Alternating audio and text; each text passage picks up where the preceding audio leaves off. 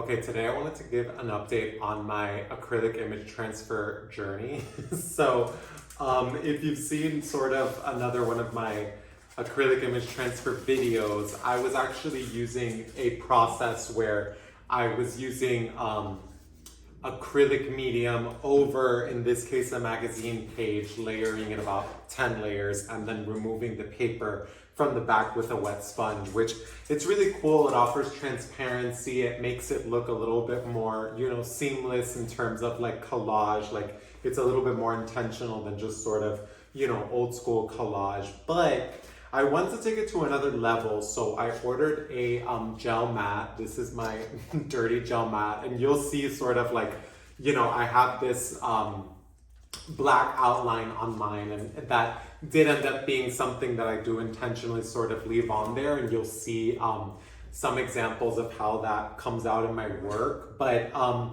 just to give you a quick process note, so it's super simple. All you do is you layer acrylic paint. Highly recommend black acrylic, but again, like I feel like a lot of the examples online are using, a blue ink and whatnot. I did hear that darker colors were better, so I did start with black, and I do sort of do it. You use a brayer, do a light sort of coat on the gel mat, and then I, again, highly recommend using a laser print on a glossy page. I just did this at FedEx office right next to my house. Very affordable, and so I just go whenever I have a new design. I do 2 or 3 copies, so I could do a test print, and if I like it I can do a couple more prints. But so this, for me, high contrast on gloss is the best way to go about it. But and you basically just put it on, you use the brayer over this when it's on the wet paint, pull it off, and then after that dries,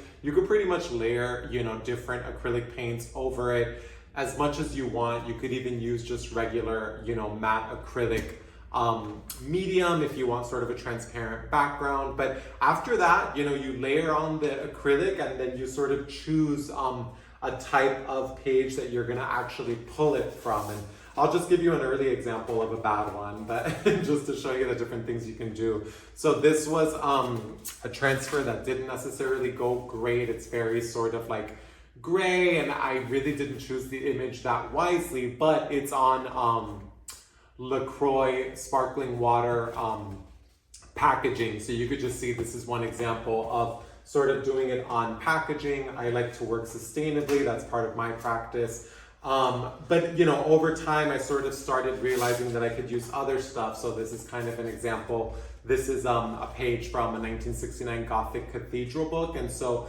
this is where it sort of ended up. But before I sort of show you my good images, I want to show you my bad ones, because I feel like showing the bad ones to me is how I learn. So this is a good example. I really started off, and I would say my first mistake early on was starting off with magazine images that I couldn't control. I had to go through the magazine, find something that had a little bit of contrast and whatnot. And so this is the first time that I even was able to get an image that was remotely, visible. Again, the mistake, I didn't have enough contrast in the choices for the paints as well. So, I had kind of like, I think it was like a navy blue, and then over like another blue, or maybe it was just black, but it just was very faded. So again, but this gave me hope that, I couldn't get anything at the beginning because I was using, matte paper instead of glossy paper when I printed, and when I would find a magazine image, it didn't have enough contrast, so it would just be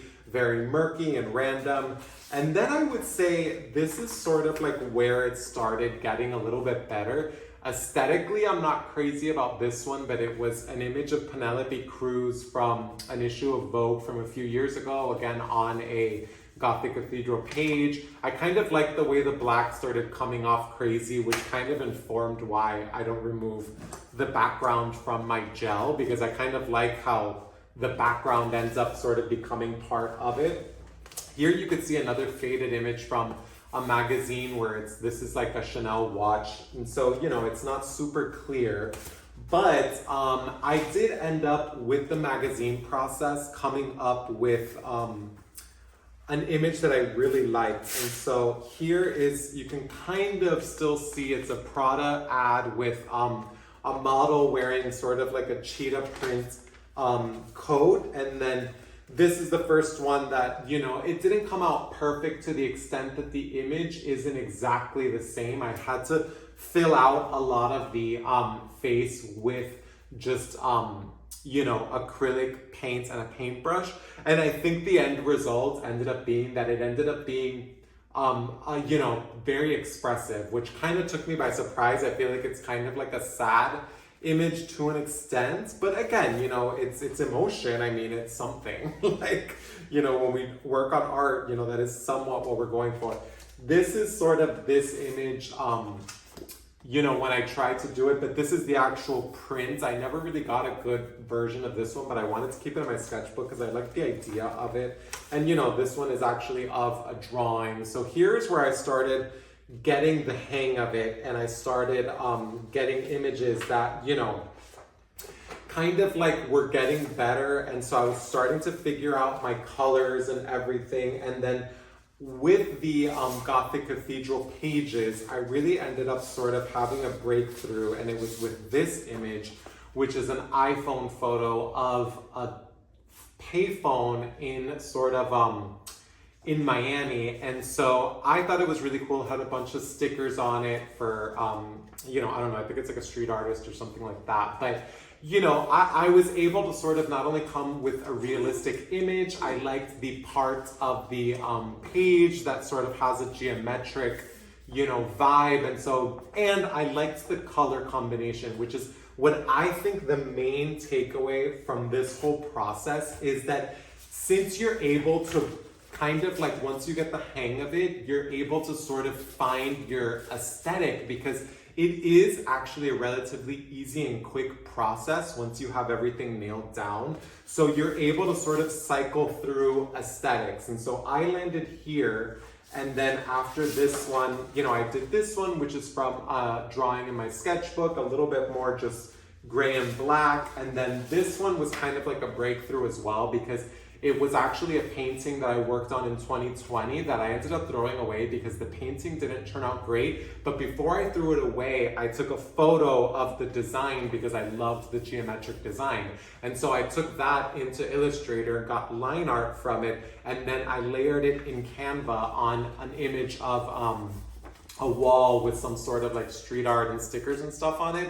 And so that ended up becoming one of my favorite images. I think it looks really cool with the cathedral coming out of the background. I used a little bit of acrylic medium with gray for the background so that you could still see the page. And this, I actually painted the yellow in over so the yellow wasn't a layer from a print. The layer I just, you know, did freehand because I really wanted it to sort of be in this color scheme. And so, you know, this is sort of the final one that I think really not only represents a little bit more of my aesthetic, but, you know, this is a picture I took in Paris in 2019. It's just of mannequins in a department store, but for some reason, I think the combination of sort of having blue and green and yellow and gray and white and black, like it has a good amount of color. It's an aesthetic that I really appreciate, and I think it sort of encapsulates this entire process. And if you look at it,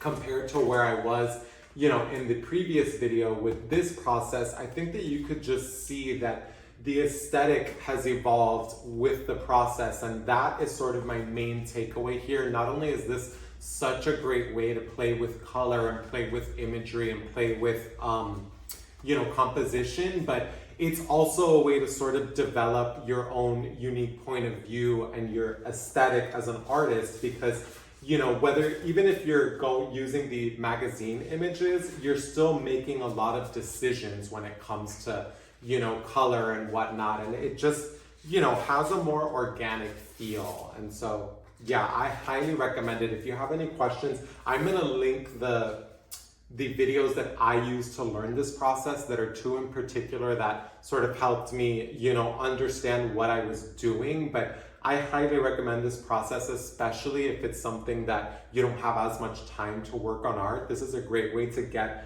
a final product that looks great, that doesn't take up that much time.